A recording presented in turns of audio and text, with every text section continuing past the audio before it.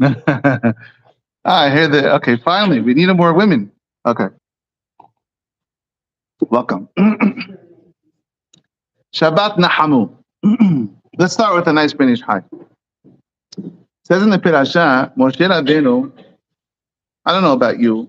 I know Yariv, you told me.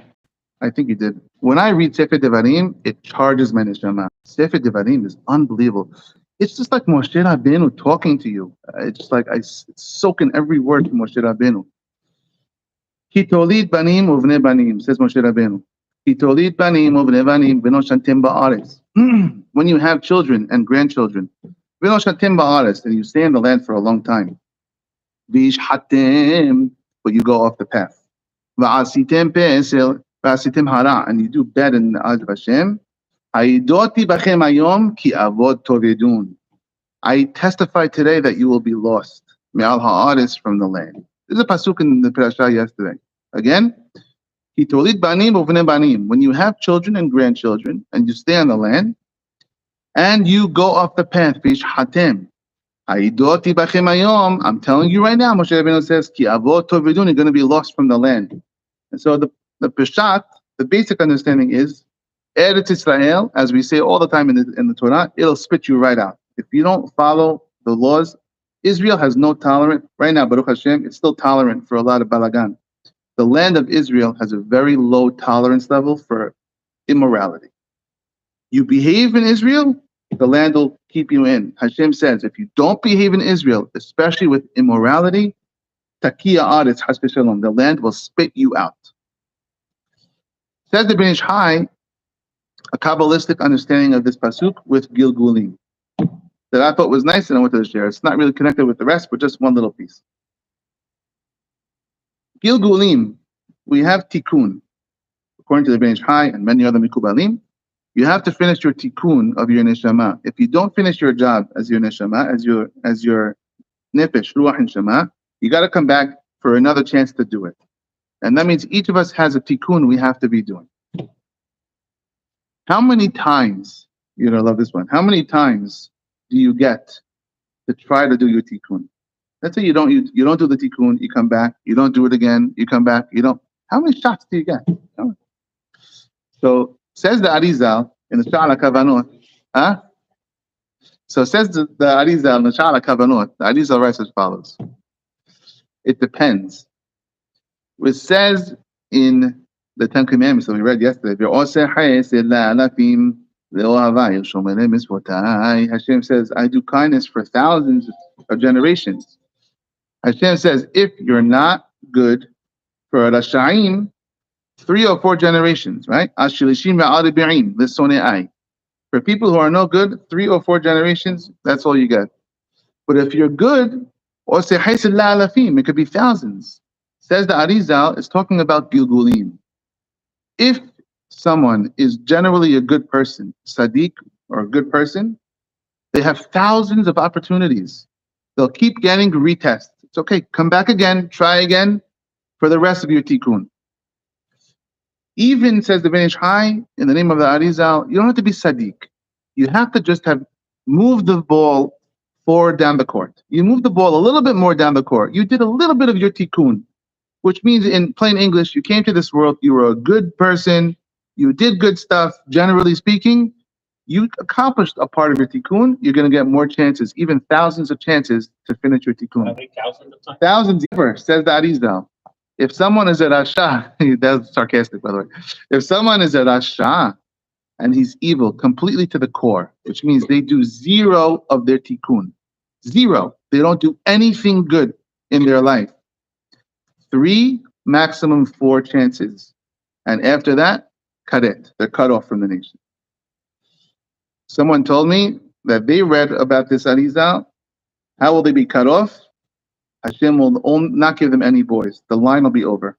No more boys to keep the name going. Someone is evil for 3 or 4 generations. Is it a curse to have girls? No, it's not a curse to have girls. You're talking to a guy who's a girl. I'm a girl dad. We have one on the way. If it's a girl, we're a girl family. It's not it's beautiful to have girls.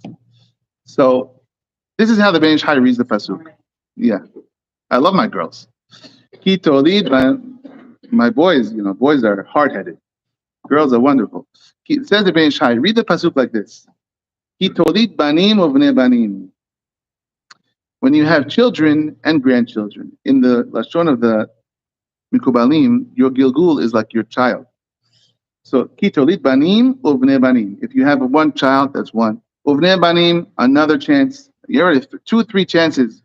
You're here for a long time already. You had a chance, and you still reach hatem va'asitem hara, and you did bad every single time.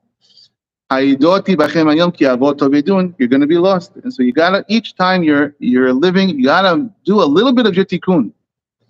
My wife always tells me, probably too much information, but my wife always tells me, I tell her, in certain areas of life, you gotta improve. We move each other along. And she tells me, I'm not improving. Why? Because I want to stick around for a long time. This is my tikkun. If I do my tikkun, I'm going to be gone. I don't want to do my tikkun on purpose. I said, that's not really the whole goal. Do your tikkun, it's fine. But if you push the tikkun a little bit more each time, you're going to be fine. This is just an interesting way of reading this pasuk. Ki tolit banim uvnei banim b'no shetem ha'aretz. Ha'idoti b'chem hayom ki avot vidun. This is not related to anything else in the shi'ud. I just enjoyed this Ben Ish Hai. I want to share it. We have another Ben Ish Hai for you. It says in the 10 Commandments, you cannot bow down to idols. Avodah zarah. Moshe Rabbeinu in the entire Sefer Devarim, Avodah zarah, Avodah zarah, Avodah zarah. It's all we talk about. When you go into the land, don't bow down to the images of stone. I mentioned once here Rabbi Friend. Rabbi Friend says, there's no more Avodah zarah. The rabbis took it away. Gemara Yoma. The rabbis got rid of the Avodah zarah. We can't understand what was the temptation for Avodah zarah, for idol worship, because it's gone from our urges. We don't have a desire.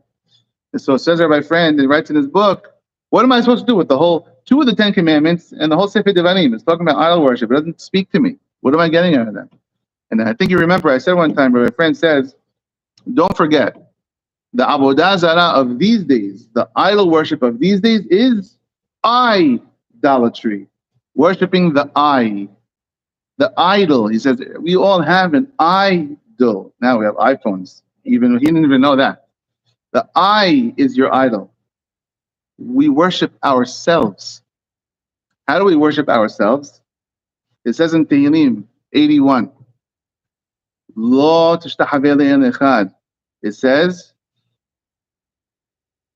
Lo yebecha. What's the pasuk in Tehillim 81? You should not have idols in you. Becha. What is the beginning of this pasuk? What's the beginning of this pasuk? Lo yebecha. Did I write it down? Lo yebecha elzad. Lo yebecha elzad. You should not have a foreign god in you. Says the Gemara. What foreign god is in you? Tehillim 81. What foreign god is in you? Lo yebecha elzad. You know what foreign god is in you? The God of you that's inside of you. The I inside of you. You worship yourself. What does this mean? It means you get angry when things don't go your way. Kol ha'ko'es ki'ilu oved avodah zarah. If someone gets angry, it's as if they worship idols. Why does it say this? Kol ha'ko'es ki'ilu oved avodah zarah. Why does it say this about anything else? Someone who steals is like Oved Avodah Zarah. Because if you got angry, it shows you got upset about something that happened. It shows you expect the world to revolve around what you want, not around, I remember, Lo Yebecha Azad, 81. That's the end of the pasuk, okay? Lo Yebecha Azad, you, by you getting angry, you're showing the whole house. When you're yelling your head off in the house, you're showing the whole house you don't believe that Hashem orchestrated this event. If you really believed Hashem decreed it's time for the kids to spill the wine all over your shirt, your new shirt. If you really believe Hashem decreed this, what are you so angry about? Hashem said this should happen. You got angry, it shows you don't believe Hashem says what happened. You want to say what should happen.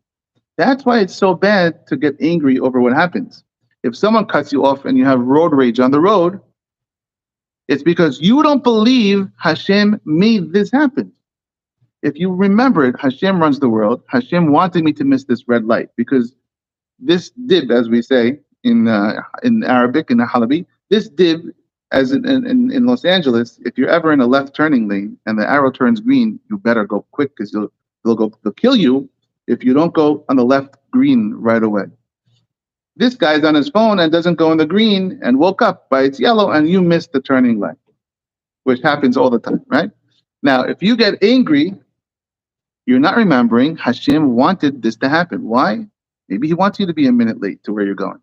Maybe there's going to be an accident or a drunken driver flying down 60 miles an hour and he doesn't want you to hit that. So you're going to avoid it by being on the next turning lane. You don't know what's going on. But if you got angry, the world should go according to what you want, not according to what Hashem wants. You know who says this? Unbelievable, interesting. Harambam writes this. Why is that interesting? Harambam writes this. Harambam writes this in Halachot De'ot. What's the big deal? We all know this. Anyone who got angry is like he worshipped idols.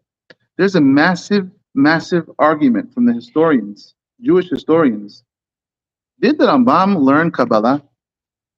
Did the Rambam know there was such a thing as Zohar? They were just about the same time. Kol HaKo'es, Rambam writes in Halachot De'ot. Kol HaKo'es ki lo oved avodah zarah. Everyone jumps on this Rambam. Whoa! It doesn't say that in the Gemara. Those are the words of the Zohar. They use this as a proof that Rambam learned Zohar. The Gemara doesn't say those words. It says differently. Rambam uses exactly the words of the Zohar. That's interesting from a historical perspective, that this is a proof they bring that he learned Zohar. And so therefore, the I of idol worship is applicable to this very day. We're obsessed with what we want, and we get upset if we don't have the kas. We get upset at when we want what we want to happen doesn't happen. That's our avodah zarah these days. Anochi. Moshe Rabbeinu says yesterday to the people, Anochi omed ben Hashem ubenechem. I am standing, or I was standing by the Ten Commandments between you and Hashem. That's what the pasuk says. Anochi omed ben Hashem ubenechem. I was standing. Amad. I don't think it says Amad. I think it says Omed. Present tense. I am standing between Hashem and you. Says the Maggid of Mizrich. Anochi, the I of your life. It's all about what you want. If you have Anochi in your life, it's all about me, me, me. That's Omed ben Hashem ubenechem. It's dividing between Hashem and you. There's only one way you can separate from Hashem. Hashem has no tolerance for people who have the Anochi, the Ga'ava. Hashem malach ge'ut labesh. Hashem is the only one that can be high.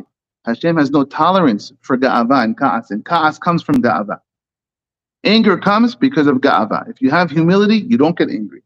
If you have an anger problem, someone told me in Shul, I'm not going to tell you obviously who it is, a regular of Al Minyan came to me and said, Max, help me out.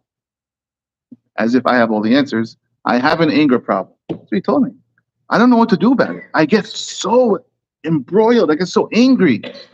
I told him, the answer is not working on your anger. The answer is working on your anava, humility. Because if you fix the anava, if you fix the ga'ava, the humility, and you say, what am I? I deserve what? I deserve to have good. I deserve to have everything I want. If you fix that, you're not going to get angry. There's nothing to be angry about. Everything you have is a blessing. And so, Anochi, if you have this I, Omed ben Hashem benechem, it'll separate between Hashem and you. Anger. Anochi is the Gematria 81. This pasuk, chapter, Tehillim 81. What is 81 in Hebrew? Af. Af is anger. Anochi equals af. The I equals anger equals this chapter in Tehillim where you can find this pasuk, chapter 81 of Lo Yebecha Elzad. And so now I want to bring this over to Shabbat Nachamu. Yesterday we had the Haftarah, Nachamu, Nachamu Ami. Be consoled, my nation. And so the hard times are over, Baruch Hashem. The 3 weeks are over. We're heading towards Tu B'Av. Wednesday is Tu B'Av. It's going to be a very happy day. And it's time for consolation. Nachamu, Nachamu Ami. I want to build on something that I've said. I don't remember if I said this last year or 2 years ago. We mentioned the Benish Hai, and I want to expound and elaborate on it. Nachamu, nachamu ami, says the Haftarah. Be consoled, my nation. Daberu alev Yerushalayim. Speak unto the heart of Yerushalayim. Vikiru eleha, and call it out. What does this mean? Daberu alev Yerushalayim. How do you speak to the heart? What is the heart of Yerushalayim? How do I speak to the heart of Yerushalayim? Says the Ben Ish Chai. First of all, the Hatam Sofer says very interesting. Hatam Sofer writes and he says, some people say there isn't going to be a third temple. Hatam Sofer, in his days, I guess people were saying this. Remember, he was the student of Reb Nosson Adler, right? He says, some people are telling me there's not going to be a third temple, a new third temple. The best we can hope for is to bring back some of the second temple. Maybe we'll renovate when we find it, wherever it's buried, and we'll renovate. It's not going to be new. Says the Hatam Sofer, this is false. The third temple is going to be new and glorious and wonderful and beautiful. How do you know? Because there's a concept. There's no nechama if it's still around. As we know from Yaakov Avinu, Vayma'en leitnahem. Yaakov Avinu, when he thought Yosef was dead, and they tried to console him and said, get over it, sitting Shiva, 7 days, 30 days, Tarof Toraf Yosef, I lost Yosef. He couldn't be consoled. Why did the Nehama never come? Why could he never get over it? Because Yosef was still alive. You can't get over something that's still alive. Says the Hatam Sofer. Nachamu, nachamu ami. Be consoled. If you're consoled, that means it was gone. The first and second temples are gone. So you can be consoled. And we're going to have a brand new third temple. Brand new. Not band-aids. This is that Hatam Sofer says, brand new. Says the Ben Ish Chai, Daberu alev Yerushalayim. Speak to the heart of Yerushalayim. What is the heart of Yerushalayim? What is it? Right, the Beit HaMikdash. Yerushalayim, the word Yerushalayim. Where does this word come from? We've spoken about this before. What is Yerushalayim, the word? What does this mean? Yerushalayim, which is what?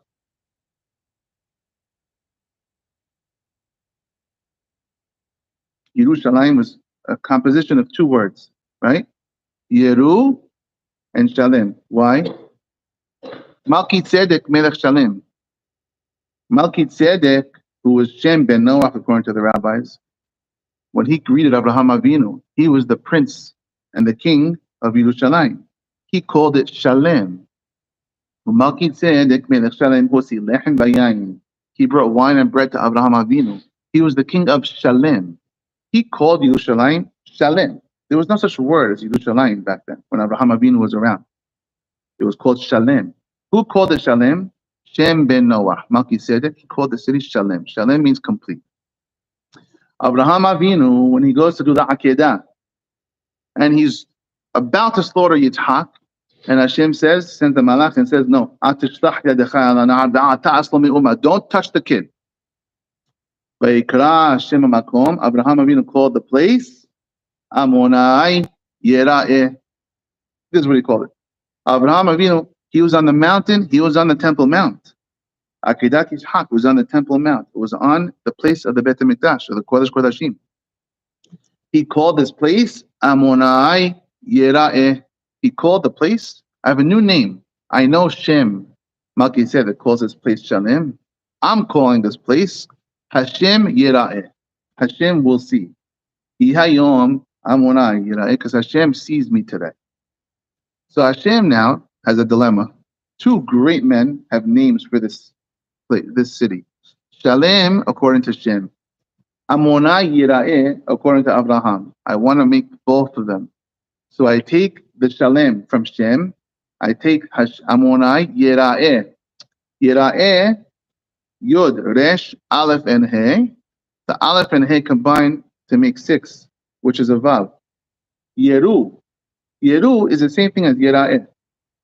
Yera'eh and Shalem makes Yerushalayim. But it doesn't make Yerushalayim, it makes Yerushalem. Because Shalem was the first city. Yerushalem is a combination of the name of these two great people who lived in the same time, Abraham and Shechem. Okay? What about the Hashem part? Amonai Yera'eh is the name of the city. We don't have the name in Yerushalayim. Amonai Yerushalem. Says the Ben Ish Chai. Hashem is saving his name for the ultimate redemption. By the ultimate redemption, we're going to have Hashem's name as part of the word, but not the whole name of Hashem, the letter that represents the name of Hashem, which is the Yod. If you look in Tanakh, first of all, the word Yerushalayim is not found in the Torah, in the Chumash. It's only in the later prophets and the Ketuvim. But Yerushalayim is spelled most frequently Yerushalem. It's missing the Yod at the end, between the Lamed and the Mem at the end. Sometimes it's spelled Yerushalayim with a Yod. The Yod is going to be there when Mashiach comes, the name is going to be complete, Yerushalayim. Where is it always spelled Yerushalayim with the Yod? In Megillat Echa, that we read on Tisha B'Av, how we lost the city. Yerushalayim, it's spelled with the Yod. Because when we get it back, it's going to be complete with the Yod. A couple of times in Ezra, it's written Yerushalayim, and 1 or 2 times in Daniel, Yerushalayim. Other than that, it's Yerushalayim, all over the place. Says the Ben Ish Chai, when Mashiach comes and the final redemption, the third temple comes, we're going to have Yerushalayim with the Yod, which will be complete. Hashem Yira'eh and Shalem. Yod, Resh, Vav, Shin, Lamed, Yod, Mem. Yod, Resh, Vav in the beginning, 3. Lamed, Yod, Mem at the end. What's the middle? What's the heart of the word? The Shin. Daberu alev Yerushalayim, v'kir'u eleha, says the pasuk. Speak to the heart of the word Yerushalayim, which is the Shin, is the heart, the middle of the word Yerushalayim. V'kir'u eleha, and pronounce it properly. V'kir'u eleha with the Yod, not Yerushalayim. V'kir'u eleha Yerushalayim. Make sure that Yod is in there. If the Yod's not there, there is no middle to the word. You need the Yod in there. If you have the word Yerushalayim, then you have a heart of the word. The heart is the Shin. What am I doing with this Shin? Gemara Pesachim says, it says in the pasuk, "V'halichu amim rabim ve'amiru, lechu v'na'aleh el har Hashem el bet Elohei Yaakov." It says in the prophets, the nations will go and they will say, "Let us go up to the mountain of Hashem, to the house of the God of Jacob." This is the pasuk says. Gemara says the God of Jacob only Elohei Yaakov. Elohei Yaakov Pesachim 88a. Elohei Yaakov below Elohei Abraham Yitzhak. Why only the God of Jacob? By Mashiach, why only the God of Jacob? Ela, the Gemara says, when the third temple is built, Lo ke Abraham, it's not going to be Abraham's temple. Shekatuv Bohad. Abraham called this a mountain. Behad Amonai Yera'eh, right? Vayikra Hashem Akom Amonai Yera'eh Asher Yamer Hayom Behad Adonai Yera'eh. Abraham said, Hashem appeared to me on this mountain. So Abraham referred to the Mikdash, to the holy site, as a mountain. So look at Abraham shekatuv bohad shene'amad asher yamer hayom behar Hashem Yera'eh. Not like Abraham Avinu. V'lo Yitzhak, not like Yitzhak shekatuv bo sadeh. Yitzhak calls it a field. Shene'amad vayetze Yitzhak lasuach basadeh lefnot arev. Yitzhak went to the field. Even if he wasn't in the field of the Mikdash, he was having kavanah to the field of to the Beit HaMikdash, to the Temple Mount where his father prayed. And so therefore, Abraham called Jerusalem, the Harabayit, a mountain. Yitzhak called it a field. Ela ki Yaakov. It's going to be when Mashiach comes, the final temple is going to be like Yaakov's name for this place. What did Yaakov call the Temple Mount? Vayikra Hashem Akum Bet. Bet Elohim. Bet Elohim v'zeh Sha'ar HaShamayim. He called it a house. Shneimar Vayikra Hashem Akum Bet El. He called the place Bet El, he's a Bet Elohim v'zeh Sha'ar HaShamayim. So Yaakov says it's not a mountain, like my grandfather said. It's not a field, it's a house. It's a home.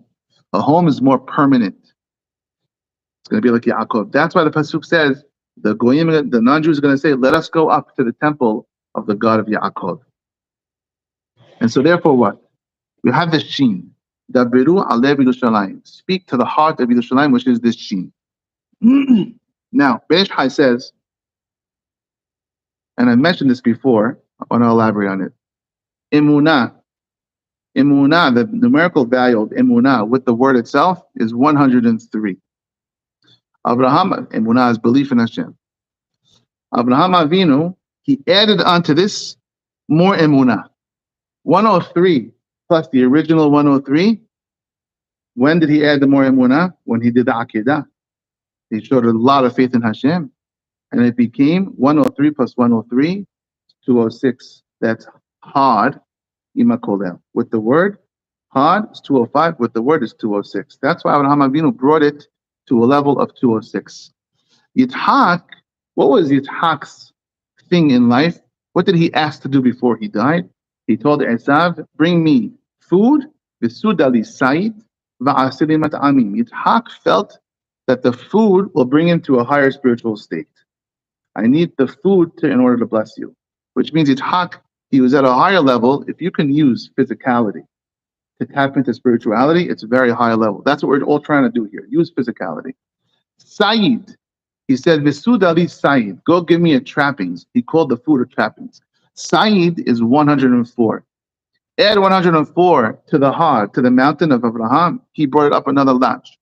Add 104 to the mountain, you have Sadeh Imakolel, field. That's why he called it a field. He used his food, his Sa'id, to bring it up another higher level, to the level of the field. Yaakov Avinu. Yaakov reached the level of El. Bet El, first of all, he called it Bet El, and also Vayikra lo El Elohei Yisrael. Yaakov's name also was El. Hashem called him El. It says in the pasuk. El is 31. Yaakov, his job wasn't with the food. His job was with Chesed, kindness with Lavan and Esav and his children. Chesed was 72, plus the El, which is 31. Plus the original field of his father, Sadeh, he's going to take it up a whole nother level. 72 and the 31 and the value of Sadeh of his father equals Bayit, Imakolel, the house. That's how we got to the level of the house. The 31 of El for Yaakov also was hinted to him in his new name Israel. The name Israel, the words, the letters of the name Israel, has the letters of all the fathers and the mothers. The Yud is for Yitzhak, Yaakov. The Sin is for Sarah. And then the Resh is for Rachel, Rivka. The Aleph, and the Yud is also for Israel, also his second name. The Aleph is for Abraham, and the Lamed is for Leah. All the mothers and fathers are in this name Israel. If you add up the letters of the names of all the fathers and mothers, you get 31 letters. If you include Yaakov and Israel. 31 letters. So that's why he got the name El. What does it say? Vayikra lo El, Elohei Israel. Hashem called him El. It means the new name he gave him, Israel, was 31, which is El, which is including all the fathers and mothers. That's how Yaakov Avinu brought the Sadeh, the field, up one more notch to the level of a house, a permanent home. We're going to build for Hashem a permanent home that's never going to be destroyed. We're going to have Israel forever once the third temple is built. Actually, there's another word that Yaakov Avinu, by the third temple, can upgrade the Sadeh, the field, to a house. Sadeh, and to bring Sadeh into a Bayit, you need 103. 103 is the value of the word Nehama. Nachamu, nachamu amin. When we have the Nehama, the consolation that we're working on right now, and you add it to the Sadeh, which was the second temple. The first temple was a mountain. The second temple was a field. You're going to have the third temple, which is the house. The house is not going anywhere. Dabiru al lev Yerushalayim. Speak to the heart of Yerushalayim, which is the Shin. The Shin has 3 arms on the Shin. One for Abraham, one for Yitzhak, and one for Yaakov. The mountain, first temple, the field, the second temple, and the house, the third temple. That's why it says, look at the Shin. Where is your Nehama? Nachamu, nachamu ami. Be consoled. How should I be consoled? Look at the Shin. Dabiru al lev Yerushalayim. Look at the heart of the word Yerushalayim. When you see that Shin, you're going to be remembering there's 3 temples, not only 2. You're going to get the third one back. Hashem, we refer to, when we say Selichot and every single day before the David, we refer to Hashem as Rahum and Hanun. Rahum is merciful. Hanun is gracious, let's say. When we mess up, as we did by the Second Temple, by not treating each other respectfully and by hating each other, we have distorted Hashem's attribute of Rahum and Hanun. Rahum and Hanun, Hashem took the first two letters. By the way, these are all various Ben Ish Chais that I collected from lots of places, but I'm putting it all in one place for you. Rahum and Hanun, we took the Resh and the Het, the first two letters of the first word, and the last two letters of the second word. Rahum, Hanun, Resh, Het from the first word, and Hanun, Vav, Nun from the last words. Resh, Het, Vav, Nun, Haron. Haron is anger. We're back to anger. When we have anger and we lose because of the anochi, which is the af, which is the anger, and we act with each other with anger, we break Hashem's tablets, we break Hashem's attributes of Rahum and Hanun. And that's how we blow it and turn mercy and graciousness into Haron of Hashem, God forbid, the anger which he took out of the temple. However, when we do that, there's two letters that remain in each word. We only took the first two letters of each word to make the word Hanon. What about the remaining letters? Rahum, we took the Resh and the Va and the Het already. We have left Vav and Mem. Hanun, we took the last two letters, the Vav and the Nun. But we have the first two letters, Hanun, Het and Nun. Het and Nun, and the Vav and the Mem, nachamu. And so it says the Ben Ish Chai, even when we have the anger, we have the Haron, and we break it, and Hashem has to destroy and act to us with anger because we're acting with anger to other people. Still don't forget, there's buried in the words, left over, saving for the future, is nachamu, is consolation, which means anytime something bad happens to us, we have to understand in our hearts 100% that it says in the Gemara, the refu'ah is always created before the makkah. If there's AIDS right now, that means there is a cure for AIDS. If there's cancer in the world, there is a cure for cancer. It just hasn't been discovered by humans, but it's already created from Hashem. And it's not only for sickness, any problem that we have, the cure is already created. It's not going to find a cure later. We just have to reveal the cure that's already created. It's already here. And so when we break up the mercy of Hashem with the Rahum and the Hanun, and we turn it into Haron, don't worry. In the background, waiting for later, is the nachamu. The consolation is coming. The Hidah says, and this is another reason why not to get angry. If you know this, if you keep this in your mind, everything that happens, the refu'ah is already there. Don't get angry. It's another reason to avoid the anger in the beginning. What are you so angry about? The solution is already here. You're going to find it. Whatever the problem just happened that's getting you stressed and anger, the solution is here. Relax. You don't have to pray to Hashem to create a solution. Fix the problem. Fix the car. It's already created. You just have to reveal it. The Hidah says, the Gemara Kiddushin says, someone who gets angry, the only thing he has in his hand is his anger. Gemara Kiddushin, page 41. Someone who gets angry, the only thing he's holding in his hand is his anger. He has nothing else in his hand. Says the Hidah. The Mikubalim, there are Mikubalim, I don't recommend going to them these days, that can read the palms of your hand. These days, I don't do it. We used to have these guys come to my school. I say, I'm not interested, I'm not going.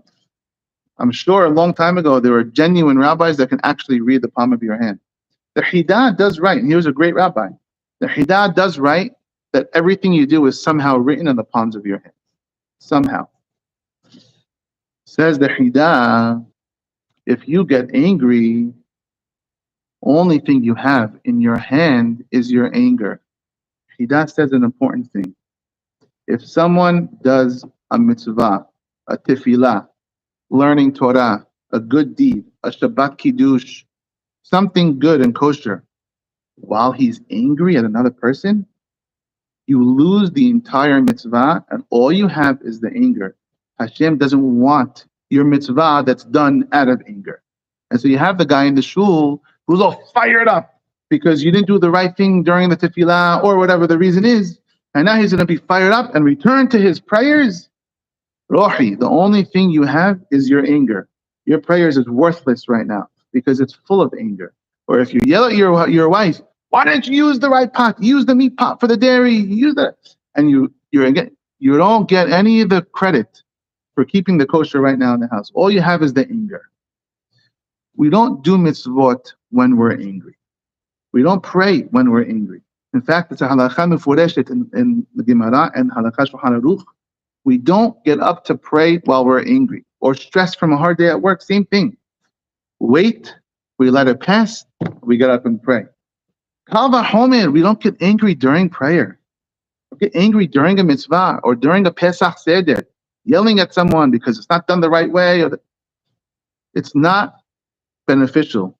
It's useless to get angry over a mitzvah. In our houses, we try to keep kosher homes. This is not everyone, but some people, they get so enraged in defense of the Torah. There is no point getting enraged over the defense of the Torah. It doesn't do anything. You don't get the reward from the mitzvah, says the Chidah, and the people in your house are not going to respond well to it. They're not going to want to do the mitzvot. We have to calm ourselves down and then do the mitzvah. This ka'as, this is the missing link. The Beit HaMikdash was destroyed because of sinat hinam, because we were angry and upset at each other, and we had baseless hatred. The hinam, the af, the 81, the anochi, it's avodah zarah. Why is it so mad? Why would you destroy a temple because of sinat hinam? The way we act is avodah zarah. If it's all about us, that's like idol worship. It's violating the first two of the 10 Commandments. We need to fix this. If we fix it, we will get the nachamu. Even though the words nahum and hanun were stripped of the first two letters and the last two letters, creating hanun, in the background there is nachamu remaining. And it will come. How do we know? Daberu alev Yerushalayim. Look inside the word of Yerushalayim. Look at that sheen. And we understand there's a house coming. It's not going to be a mountain or a field. It's going to be a home for all of us all. How do we get that home? We have to fix our own homes first. If we do that, we'll get the permanent home of Hashem. Have a nice week, everyone. That's my message for today. God bless.